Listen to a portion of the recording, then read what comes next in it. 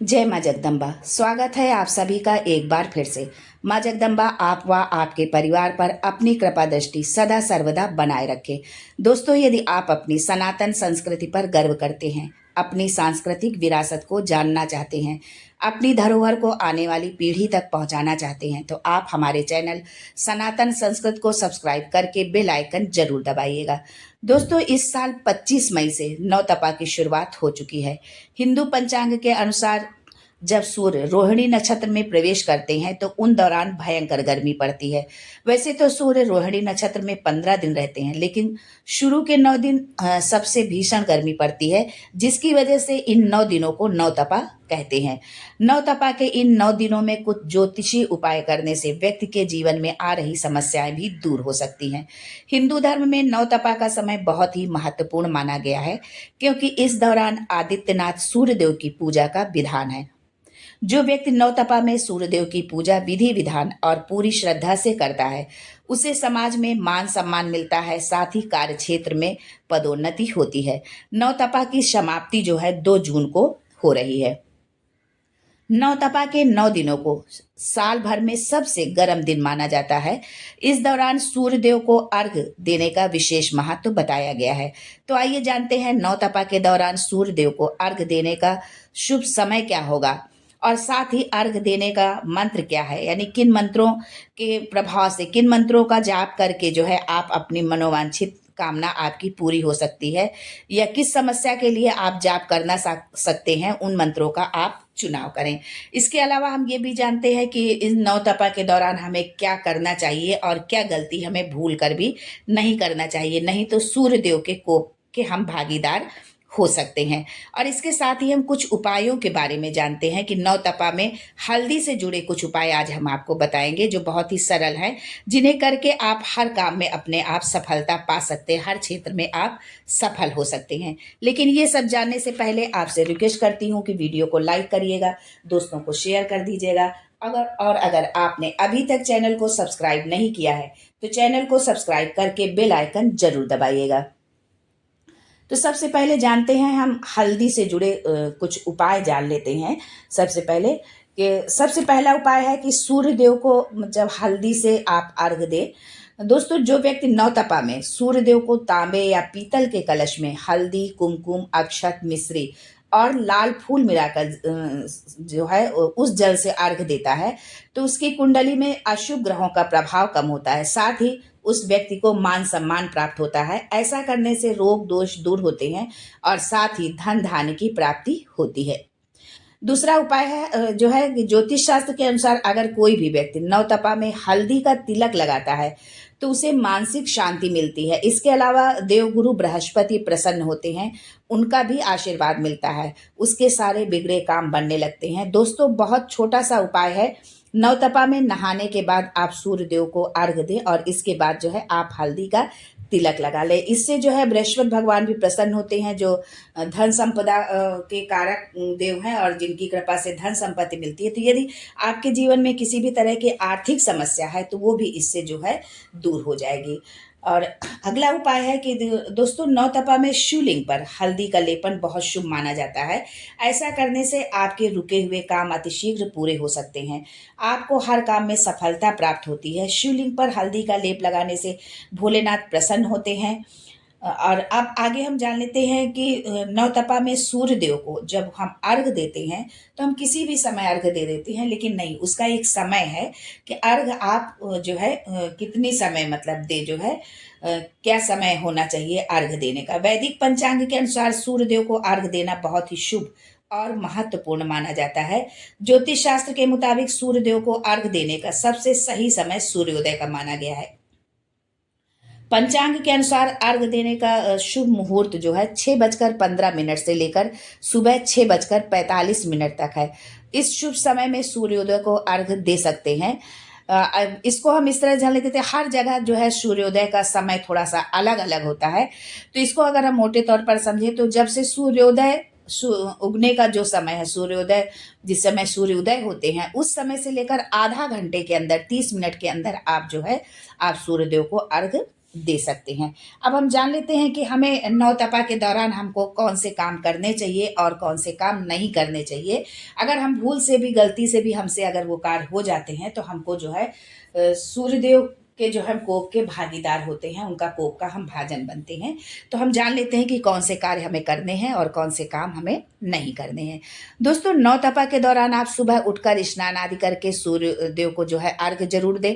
अगर आप ऐसा करते हैं तो गर्मियों से जो होने वाली बीमारी है उनसे आप बच सकते हैं। ज़्यादा से ज़्यादा ज़रूरतमंद लोगों को जो है आप ठंडी चीज़ों का आपको दान करना चाहिए, जैसे कि दही, नींबू, नारियल, शिकंजी, मतलब इस तरह की चीज़ों का आप अपनी सामर्थ्य के अनुसार दान जरूर करें। नौतपा के दौरान भगवान कृष्ण के बाल रूप की पूजा अर्चना करें, उन्हें चंदन का लेप लगाएं।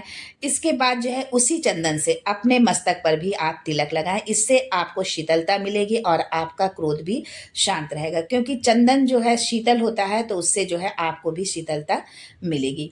सूर्यदेव के उग्र रूप से बचने के लिए नौतपा में हर रोज शिवलिंग का आप अभिषेक, जलाभिषेक जरूर करें। ऐसा करने से सूर्यदेव के साथ जो है महादेव भी प्रसन्न होंगे और आपकी सभी मनोकामनाएं पूर्ण करेंगे।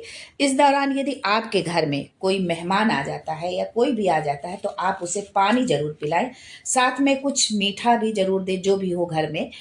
खाली पानी जो है आप ना दें। जो है नौतपा के दौरान महिलाएं यदि मेहंदी लगाती हैं तो ये शरीर को ठंडक प्रदान करती है, क्योंकि मेहंदी की तासीर जो है वो ठंडी होती है। दोस्तों, अब जानते हैं नौतपा के दौरान हमें क्या नहीं करना चाहिए। जो है नौतपा में किसी को आप बुरा भला बोलने से बचें, किसी को आप शब्द ना बोलें। अपने घर में किसी भी व्यक्ति को जो है खाली हाथ ना जाने दें घर से। जो है तला भुना और मसालेदार खाना खाने से आप परहेज करें। नौतपा में कम से कम 2 बार स्नान जरूर करें।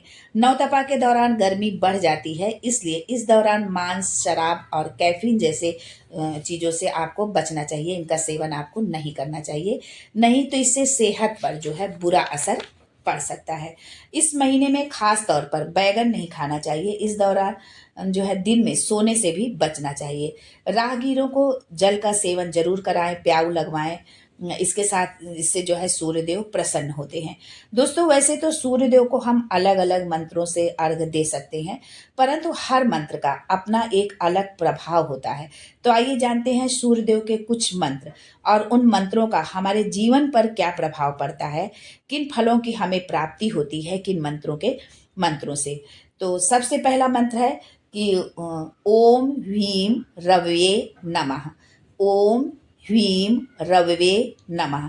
सूर्यदेव के इस मंत्र का जाप करने से हर मुसीबत से छुटकारा मिलता है, चाहे वो किसी भी तरह की मुसीबत हो। शरीर में रक्त का संचार जो है ठीक रहता है।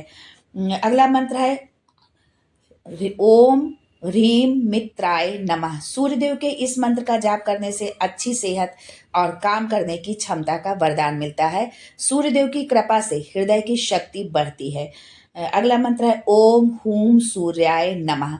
इस मंत्र के जाप से मानसिक शांति मिलती है और साथ ही ज्ञान में वृद्धि होती है। अगला फिर इसके बाद मंत्र है ओम ह्रूम भानवे नमः। सूर्यदेव के इस मंत्र का जाप करने से धातु पुष्टि उत्पन्न होती है। मूत्राशय से जुड़ी अगर कोई बीमारी है तो वो भी समाप्त होती है। अगला मंत्र है ओम रोम खगाय नमः। इस मंत्र का जाप करने से बुद्धि का विकास होता है और शरीर का बल बढ़ता है। इसके अलावा मलाशय से संबंधित बीमारियां भी दूर होती हैं। फिर मंत्र है अगला इसके बाद जो है ओम ह्रः पूषणे नमः। इस मंत्र का जाप करने से बल और धैर्य दोनों बढ़ते हैं। सूर्यदेव की कृपा से मनुष्य का मन धार्मिक कामों में लगा रहता है। अगला मंत्र है ओम ह्राम हिरण्य गर्भाय नमः। इस मंत्र के जाप करने से व्यक्ति को हर तरह के विषयों का ज्ञान मिलता है। ये मंत्र छात्रों के लिए विशेष लाभदायक है। इसके उच्चारण से शारीरिक, बौद्धिक एवं मानसिक शक्तियों का विकास होता है।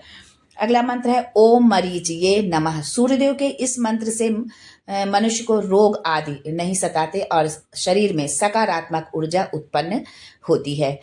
अगला मंत्र है ओम आदित्याय नमः। सूर्यदेव के इस मंत्र को जपने से दूसरे व्यक्तियों पर मनुष्य का प्रभाव बढ़ता है, बुद्धि तेज होती है और आर्थिक लाभ भी होता है। अगला मंत्र है ओम सवित्रे नमः। इस मंत्र के जाप से मनुष्य का मन जो है मान सम्मान उसका बढ़ता है, साथ ही सूर्यदेव की विशेष कृपा बनी रहती है। इसके अलावा मनुष्य की कल्पना शक्ति भी बढ़ती है। अगला मंत्र है ओम अर्काय नमः। इस मंत्र के जाप से मन दृढ़ होता है, जीवन की सभी परेशानियों से राहत मिलती है। यदि आप वेदों के रहस्य को जानना चाहते हैं तो इस मंत्र का जाप लाभदायक हो सकता है। अगला मंत्र है ओम भास्कराय नमः। इस मंत्र के जाप से आंतरिक एवं बाहरी तौर पर शरीर स्वच्छ रहता है, साथ ही मन में प्रसन्नता भी बनी रहती है। दोस्तों, अपनी कार्य सफलता के लिए सूर्यदेव के इन मंत्रों का उच्चारण करते हुए आप अर्घ दें।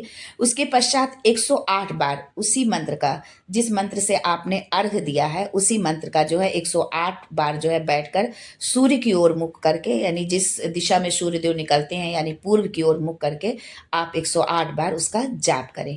आज के लिए बस इतना ही दोस्तों, मिलते हैं अगले वीडियो में एक नई जानकारी के साथ। तब तक के लिए जय Suryadev and thanks for watching my video.